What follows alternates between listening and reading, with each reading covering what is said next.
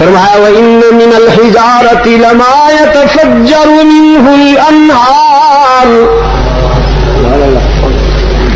وَإِنَّ مِنْهَا لَمَا يَشَّقَّقُ فَيَخْرُجُ مِنْهُ الْمَاءُ وَإِنَّ مِنْهَا لَمَا يَهْبِطُ مِنْ خَشْيَةِ اللَّهِ پہاڑوں میں سے کچھ وہ ہیں کہ جن سے نہریں جاری ہیں، کچھ وہ ہیں کہ جو پھٹتے ہیں اور ان سے چشمے نکلتے ہیں، کچھ وہ ہیں کہ جو اللہ کے ڈر سے کانپتے نظر آتے ہیں۔ میں اس کی تعبیر کرتا ہوں وَإِنَّ مِنَ الْحِجَارَةِ لَمَا يَتَفَجَّرُ مِنْهُ الْأَنْهَارُ، پہاڑوں میں سے کچھ وہ ہیں کہ خوف خدا میں جن کے آنسو جاری ہیں۔ یہ انہار پہاڑوں کے آنسو، ہماری چھوٹی سی آنکھ چھوٹا سا آنسو، تو پہاڑ اتنے بڑے ان کا آنسو بھی بڑا۔ وَإِنَّ مِنْهَا لَمَا يَشَّقَّقُ فَيَخْرُجُ مِنْهُ الْمَاءُ، پہاڑوں میں سے کچھ وہ ہیں کہ جن کا سینہ پھٹ گیا ہے اور خون جگر جاری ہے اللہ کے ڈر سے۔ وَإِنَّ مِنْهَا لَمَا يَهْبِطُ مِنْ خَشْيَةِ اللَّهِ، اور کچھ وہ ہیں کہ خوف خدا میں جو کانپتے نظر آتے ہیں۔ یہ تو ہے پہاڑوں کی حالت۔ رب العالمین نے فرمایا وَمَا اللَّهُ بِغَافِلٍ عَمَّا تَعْمَلُونَ،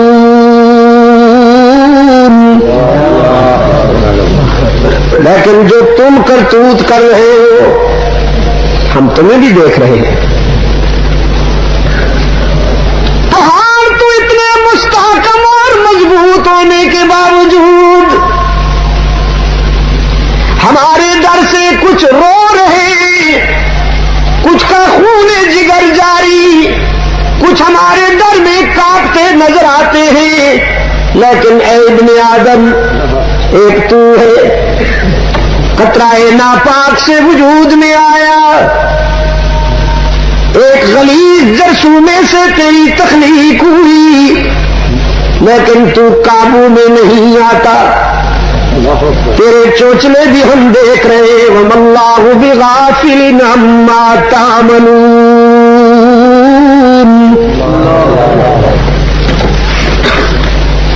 قرآن کریم نے دعوت فکر دیتے ہوئے فرمایا فَلْيَنظُرِ الْإِنسَانُ مِمَّا خُلِقَ، فَلْيَنظُرِ الْإِنسَانُ مِمَّا خُلِقَ۔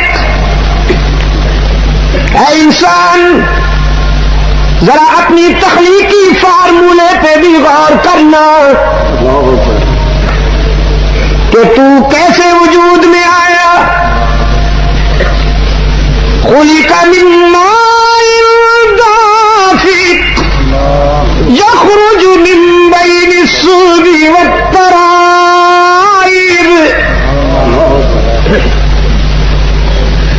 اب اس کا ترجمہ نہیں کروں گا کیونکہ میری آواز گھروں تک بھی جا رہی ہے، میری بیٹیاں اور میری بہنیں بھی سن رہی ہیں۔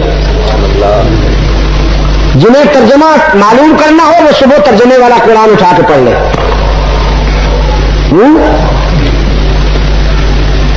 قرآن کریم نے فرمایا اپنے تخلیقی فارمولے پہ بھی غور کرنا۔ او حسین آنکھوں والے، او گھنگری والے اور سیاہ بالوں والے، اے گوری چمڑی پہ ناز کرنے والے، اے خطیب صاحب، اے جنرل صاحب، اے فاتح صاحب، پہلوان جی، خان صاحب، چودھری صاحب، ملک صاحب، مما خلق،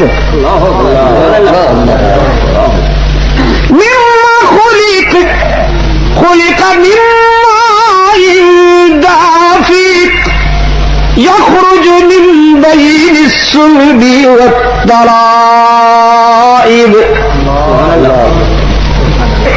کبھی غور کیا تو نے ہم نے کتنی گندی چیز سے کتنی اچھی چیز بنا لی. ہم نے کتنی گندی چیز سے کتنی اچھی چیز بنا لی. کتنی ناپاک چیز سے کیسے پاک کردار بنا لیے. انہ علی رجعہ لقادر. انہ علی رجعہ لقادر. ایک قطرہ ناپاک سے محدث بنانے والا, ایک قطرہ ناپاک سے مفسر بنانے والا, ایک قطرہ ناپاک سے بادشاہ صدق و عدل بنانے والا اس پر بھی قادر ہے کہ موت کے بعد پھر تمہیں اٹھا لے گا. تمہاری سمجھ میں آئے یا نہ آئے. فرمایا لا اقسم بیوم القیامہ ولا اقسم بالنفس اللوامہ ایحسب الانسان ان لن نجمع عظامہ بلا قادرین على أن نسوي بنانا بل يريد الإنسان ليفجر أمامه يسأل أيان يوم القيامة فإذا برق البصر وخسف القمر وجمع الشمس والقمر يقول الإنسان يومئذ أين المفر كلا لا وزر إلى ربك يومئذ المستقر ينبأ الإنسان يومئذ بما قدم وأخر بل الإنسان على نفسه بصيرا فلينظر الإنسان مما خلق وفي أنفسكم أفلا تبصرون بل الإنسان على نفسه بصيرة ولو ألقى معاذيرا. یہ ساری حقیقت بیان ہو رہی ہے. تو نہیں تھا, ہم نے وجود میں لائے. ہاں حضرت زکریا نے بیٹا مانگا, اللہ نے فرمایا لے پھر لے. عرض کیا بوڑھا ہو گیا ہوں اور بیوی کا یہ حال ہے کہ آخرہ ہے, بچے جننے کے قابل ہی نہیں رہی. میں نے مانگ تو لیا, تو نے دینے کا اعلان تو کر دیا, لیکن انا یکون لی غلام, ہوگا کیسے؟ رب العالمین نے فرمایا کذالک کذالک ربک هو علی حین وقد خلقتک من قبل ولم تک شیئا. جو تجھے نیست سے ہست میں لا سکتا ہے, تو نہیں تھا, تجھے بنا دیا. اب جب ہم چاہیں گے تو تجھے بیٹا دے سکتے ہیں. نہ تیرا بڑھاپا آڑے آئے گا, نہ تیری اہلیہ کی ضعیفی آڑے آئے گی. ہم جو چاہتے کر لیا کرتے ہیں.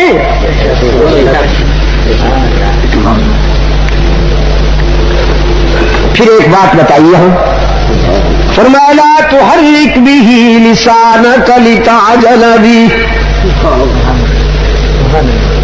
یہ جو وحی کے ابتدائی اسباق تھے، آ رہی ہے سمجھ؟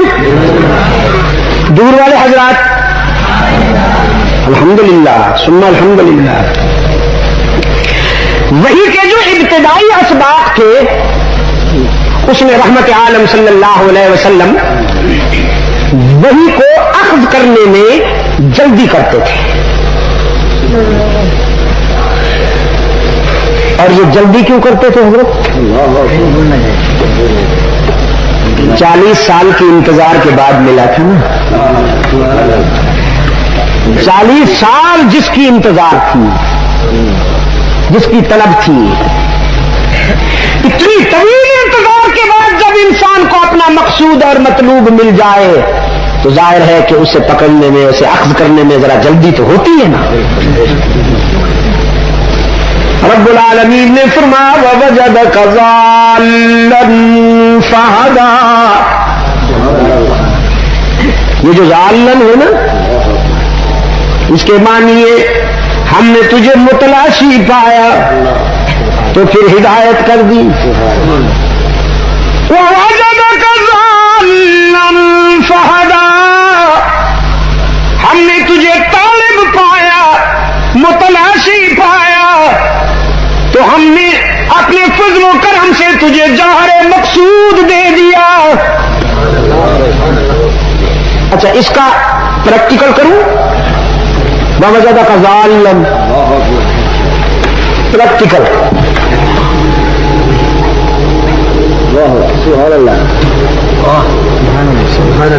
کبھی خلوت میں، کبھی جلوت میں، کبھی بیت اللہ کے سائے میں، کبھی ہرا کی تنہائیوں میں، انتظار تھی، اب وہ آ گیا تو ذرا جلدی ہے۔ رب العالمین نے فرمایا لا تحرک بہ لسانک لتعجل بہ ان علینا جمعہ وقرآنہ فإذا قرأناه فاتبع قرآنہ ثم ان علینا بیانا۔ میرے محبوب، اگر آپ یہ سمجھتے ہیں کہ کوئی حرف، کوئی لفظ، کوئی جملہ رہ نہ جائے تو پھر یہ خیال کرنے کی کوئی ضرورت نہیں کہ آپ کے دل میں قرآن کریم کو بٹھانا بھی ہماری ذمہ داری، آپ کے سینے میں قرآن کریم کو جمع کرنا، محفوظ کرنا بھی ہماری ذمہ داری، پھر آپ کی زبان سے قرآن کریم کو پڑھوانا بھی ہماری ذمہ داری، پھر اس کے اسرار و رموز اور اس کے مفاہیم و معانی بیان کروانا بھی ہماری ذمہ داری۔ ہم یہ کام کیسے کریں گے؟ جس طرح ہم بکھری ہوئی ہڈیوں کو منظم کر سکتے ہیں،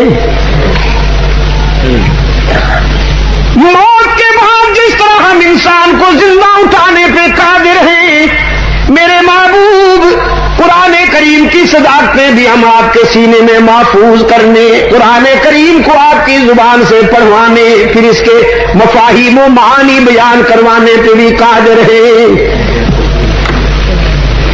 ذرا بات دور چلی گئی تھی۔ رحمت عالم صلی اللہ علیہ وسلم پہلا سبق لے کر ہرا کی تنہائیوں سے گھر تشریف لائے، اور گھر میں آتے ہی فرمایا زملونی زملونی زملونی، مجھ پر چادر ڈال دیجئے، مجھ پر کمبل ڈال دیجئے، خشیت علی نفسی، مجھے تو جان کی فکر ہے کہ یہ امانت سنبھال سکوں یا نہیں، یہ بوجھ اٹھا سکوں گا کہ نہیں۔ سیدہ خدیجہ الکبریٰ رضی اللہ تعالی عنہا نے ایک رمز شناس رفیقہ حیات ہونے کی حیثیت سے، باوفا رفیقہ حیات ہونے کے ناطے سے تعمیل ارشاد کرتے ہوئے رحمت عالم صلی اللہ علیہ وسلم کے چادر بھی ڈال دی، کمبل بھی ڈال دیا، پھر سرہانے بیٹھ کر رحمت عالم صلی اللہ علیہ وسلم کے بالوں میں انگلیاں پھیرتے ہوئے فرماتی ہے کلا واللہ لا يخزيك الله أبدا إنك لتصل الرحم وتحمل الكل وتكسب المعدوم وتصدق الحديث وتقري الضعيف وتعين على نوائب الحق والذي نفس خديجة بيده أشهد إنك رسول الله.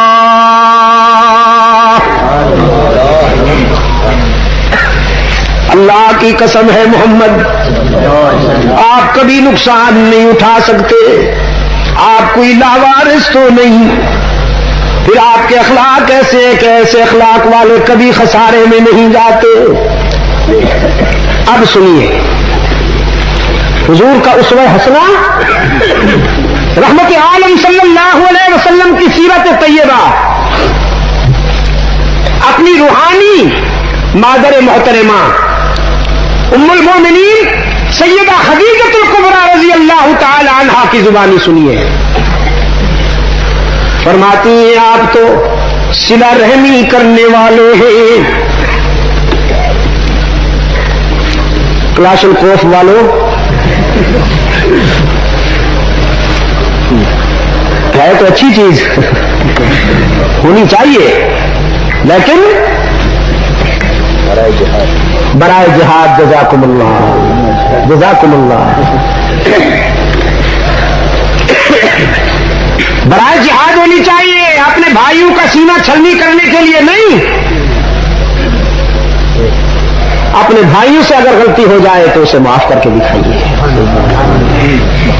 بہادری یہ ہے، یہ بھی کوئی بہادری ہے دور کھڑے ہو کر بٹن دبا دیا اور اس نے بھون ڈالا سب کو، یہ کون سی بہادری ہے؟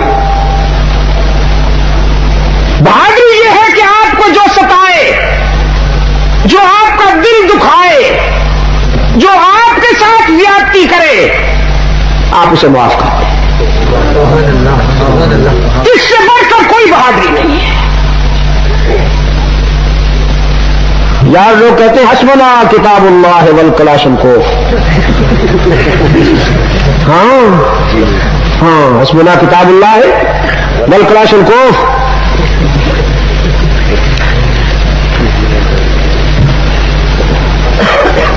اچھا، اہل نظر کے لیے سیدہ خدیجہ الکبریٰ رضی اللہ تعالی عنہا کی زبانی اخلاق مصطفی کے جو نقوش امت تک پہنچے ہیں، وہ پہلا یہ ہے کہ آپ صلہ رحمی کرتے ہیں، دوسرا یہ ہے کہ آپ کمزوروں کا بوجھ اٹھاتے ہیں جی، تیسرا یہ ہے کہ آپ لوگوں کی گمشدہ چیزیں ان تک پہنچاتے ہیں، چوتھا یہ ہے کہ آپ اچھی باتوں کی تصدیق کرتے ہیں، پانچواں یہ ہے کہ آپ مہمان نواز ہیں، آپ مہمان نواز ہیں، اور چھٹا یہ ہے کہ آپ سچائی کے علمبردار ہیں، آپ سچائی کے علمبردار ہیں. اس تبصرے میں سیدہ خدیجہ کے ایک بھی جملہ وہ نہیں ہے کہ آپ تو سجدے کرتے ہیں، آپ تو ہر وقت نماز پڑھتے ہیں، آپ تو ہر وقت قیام کرتے ہیں، آپ تو ہر وقت ذکر اور تسبیح میں لگے رہتے ہیں. نہیں، حالانکہ حضور سے زیادہ اللہ کا ذکر کرنے والا کون ہو سکتا ہے؟ رحمت عالم صلی اللہ علیہ وسلم سے بڑھ کر اس کو سجدے کرنے والا کون ہو سکتا ہے؟ حضرت عائشہ صدیقہ رضی اللہ تعالی عنہا فرماتی ہے کئی راتیں ایسی گزری کہ میں نے اللہ کے محبوب کو محو عبادت پایا، مجھے خیال آیا شاید پوری رات قیام میں گزر جائے، شاید پوری رات سجدے میں گزر جائے، شاید پوری رات رکوع میں گزر جائے. رات گزر گئی لیکن رحمت عالم صلی اللہ علیہ وسلم کی عبادت، قیام، سجدے، ذکر اور تسبیح ختم نہ ہوئی. فرماتی ہے ایک صبح میں نے دیکھا رات بھر کے قیام کی وجہ سے حضور اکرم صلی اللہ علیہ وسلم کے پائے اقدس سوجے ہوئے تھے، پاؤں سوجے ہوئے تھے، حضور کی آنکھیں رو رو کر سرخ ہو چکی تھی. عرض کی اللہ کے محبوب آپ تو معصوم ہیں، اس قدر استغفار کیوں کرتے ہیں؟ فرمایا فلا اکون عبدا شکورا، عائشہ تو میری عاجزی کو دیکھتی ہے, میری عبادت کو دیکھتی ہے, اس کے عطا اور اس کے احسان کو نہیں دیکھتی. میں اس کا شکر گزار بندہ کیوں نہ بنوں جس نے ایک یتیم کو سارے انبیاء کا امام بنا دیا.